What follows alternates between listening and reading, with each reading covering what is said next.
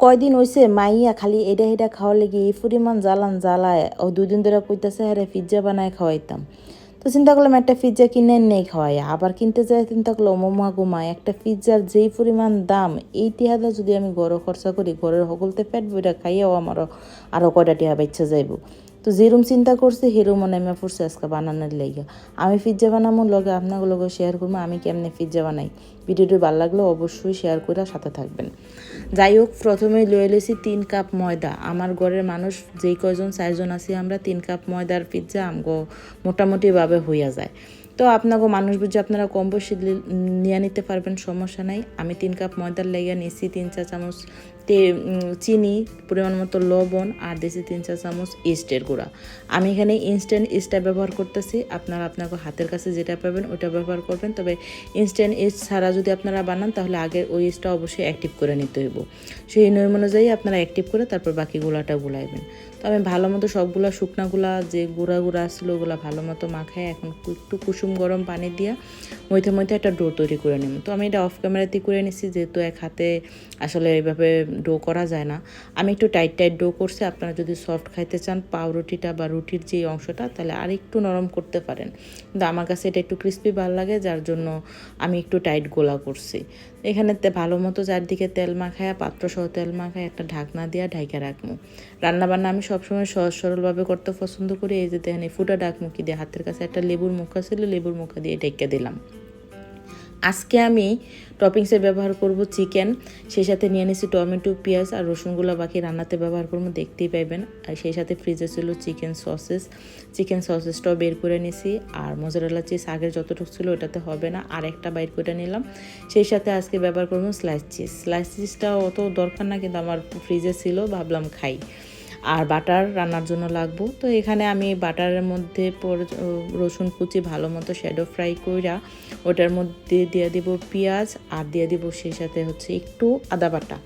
ভালো মতো একটু ভাজা হইলে, আদা বাটাটা অপশনাল, না দিলেও চলে। আসলে আমরা বাঙালি তো সব জিনিসের মধ্যে আদা রসুন খাইতে আমার অভ্যাস হয়ে গেছে, না দিলেও চলে। আপনি শুধু লবণ আর গোলমরিচ দিয়ে ওটা করতে পারেন।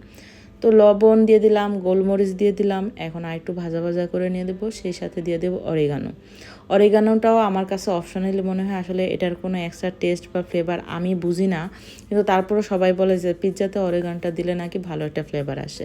আমার ঘরে যেহেতু ছিল আমি দিয়ে দিছি। তবে অবশ্যই গোলমরিচটা ব্যবহার করবেন। এখানে ভাজা করে তুলে নিছি পুরটা রান্না করতে আমার এক্সট্রা কোনো পানি লাগে নাই, মাংসের পানিতেই হয়ে গেছে। আর এইদিকে দেখেন আমার ডোটাও কিন্তু বেশ ভালো ফোলা শুরু করে দিছে। আমার ঘরে পিৎজা সস ছিল না, তো ভাবলাম একটু পিৎজা সসের মতো করে বানাই নিই। আমি বাটারের মধ্যে রসুন আর একটু ভাজি করে নিচ্ছি, সেটার মধ্যে দিয়ে দিলাম টমেটো সস, ওয়েস্টার সস, আর দিয়ে দিব অল্প একটু সয়া সস। আসলে আমার ঘরে পিৎজা সস নাই, আর এটা মোটামুটিভাবে পিৎজা সসের মতোই হয়। মানে সম্পূর্ণটাই এটা আমার ব্যক্তিগত রেসিপি। আমি কোনো শেফ না বা পিৎজা এক্সপার্ট না। আমি যেরকমভাবে বানাই আমার ফ্যামিলি মেম্বাররা অনেক পছন্দ করে, চিন্তা করলাম আপনাগুলোকে শেয়ার করি। যারা আমার মতো গরিব আছেন হ্যাঁ একটু কামে লাগতে পারে, কারণ বড় লোকরা বা ইত্যান কষ্ট করে বানায় খানা, আমি বড় লোক হলে আমিও বানায় খাইতাম না। তো এখানে আমার পিৎজা সসটাও রেডি হয়ে গেছে। ডং করে কয়েকটা সসেস কাইটা নিলাম। আর এদিকে ডোটা দেখেন মাশাল্লাহ ফুইলা মনে হয় একদম 3 ডাবল হয়ে গেছে। এতটা এক্সপেক্ট করি নাই, আসলে অনেক দিন পর বানাইতেছি পিৎজা, আমি ভাবছিলাম হইতোই না।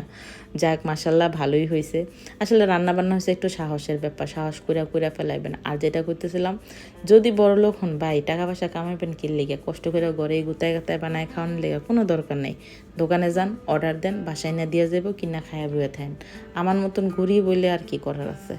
তো আমার তো চিন্তা হচ্ছে আমি যেই টাকা দিয়ে ধরেন একটা পিৎজা কিনলে হয়তো মায়েরা কিনা খাইতে পারতাম, কিন্তু ওই টাকা খরচ করে এখন ঘরে সবাই শুদ্ধ মিল্লা খাইয়াও আরও কয়েকটা টাকা বাচ্চা গেছে। যাই হোক, মাইয়া কইতেছিল কাম করবো, আমি কিনলাম 2 দিন পর হইলো কাম করন লাগবো, অহনও করন লাগবো। মাইয়া হয়ে যেহেতু জন্মাইছস, হাতের কাম শিক্ষা মানে জানা লাগবই। তো এখান থেকে করা শুরু করে দিই। একটু পিৎজা সস মাখাই নিতেছি, অল্প করেই দিমু, কারণ এটা মাইয়ার জন্যে।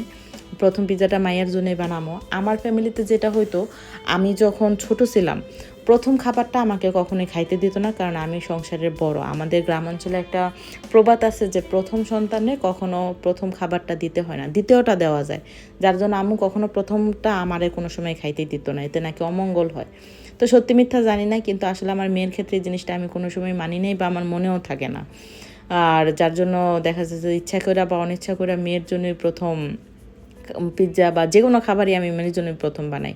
তো আপনাকে হাতে যদি ভাই অনেক টাকা পয়সা থাকে তাহলে প্রথমে একটা চিজের লেয়ার দিয়া তারপর মাংস দিবেন, মানে সসের আপনার পিৎজা সসটার পরই একটা চিজের লেয়ার দিতে পারেন, তারপর আপনার টপিংসগুলো দিয়া আবার চিজ দিতে পারেন। আমি যেহেতু গরিব মানুষ, বুঝতেই পারতেছেন আমি গরিব মানুষ, গরিব হইলে গরিব দেখেই ঘরে বানাই খাইতেছি, নয়তো কিনেই খাইতাম।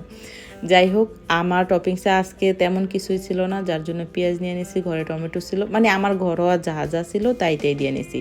ক্যাপসিকাম দিলে এটা ফ্লেভারটা অনেক ভালো আসে, কিন্তু আমি পুরা বাজার ঘুরেও ক্যাপসিকাম খুঁজে পাইলাম না, হয়তো এখন ক্যাপসিকামের সিজন না। তো এখন একটু পছন্দ মতো চিজ দিয়ে দিতেছি, আর পুরা কাজটাই কিন্তু রোজা আমাকে হেল্প করছে। আমি সব কাজই রোজাকে সাথে রেখে করি, সে করতে চাইলে তাকে না করি না। ওই যেটা বললাম যে ছোট থেকেই শিখে নেওয়া ভালো। আর এদিকে যেটা আমি পিৎজাটা সাজানোর আগেই একটা প্যান গরমে বসাই দিয়ে গেছিলাম। আর যাদের ঘরে প্যান নাই তারা কিভাবে বানাবেন সেটাও আমি বলে দিব। তো আমার কড়াইটা গরম হয়ে গেছে, এখন গরম করার মধ্যে একদম মিডিয়াম লো হিটে আমি এটাকে 20 মিনিটের মতো বেক করে নিছি। দেখেন মাশাআল্লাহ, দেখতে কিন্তু অনেক বেশি সুন্দর হয়েছে। তো এখানে আরও একটা পিৎজা সাজাই নিছি, এটাও এখন দিয়ে দেবো। যাদের ঘরে এরকম কড়াই নাই তারা চাইলে একটা তাওয়ার মধ্যে পিৎজাটা এরকম করে সাজাইয়া একদম সরাসরি ডাইরেক্ট চুলার মধ্যে একদম লো হিটে 15 থেকে 20 মিনিট ভাইজা নিতে পারেন। ওইটাও খারাপ হয় না। যে দেখেন আমি পাশে কিন্তু আরেকটা চুলায় তাওয়াতে বসাই দিছি, কারণ আমার পিৎজার ট্রে একটা। তো মাশাআল্লাহ আজকে পিৎজাগুলো এত বেশি মজা হয়েছে। আর যারা মরিচ পছন্দ করেন তারা উপর থেকে মরিচ দিতে পারেন। এই পিৎজাটার আমি নিচে পিৎজা সস দিতে ভুলে গেছিলাম, এই জন্য উপরে দিছি। তো এটাকে আবার একটু স্বাস্থ্যসম্মত করার জন্য আমার হাজব্যান্ড আবার কিছু সালাদ কাটছে। আর এখানে চিলি সস বানাইছিলাম, চিলি অয়েলটা কীভাবে বানায় যদি আপনাদের কারো প্রয়োজন হয় কমেন্ট করবেন, আমি তাহলে নেক্সট একটা ভিডিও দিয়ে দেবো। আর মেয়োনিজ তৈরি করা ছিল ঘরে গতকালকের, সেই মেয়োনিজ দিয়ে এখন মজা করে পিৎজা খাইতেছি। ভাই বড়লোক হইলে কিনা খান, আর আমার মতো গরিব হলে বানায় খান, কিছু করার নাই। যাই হোক, আজকের ভিডিওটা এই পর্যন্তই। ভালো লাগলে শেয়ার করে দেবেন। আল্লাহ হাফেজ।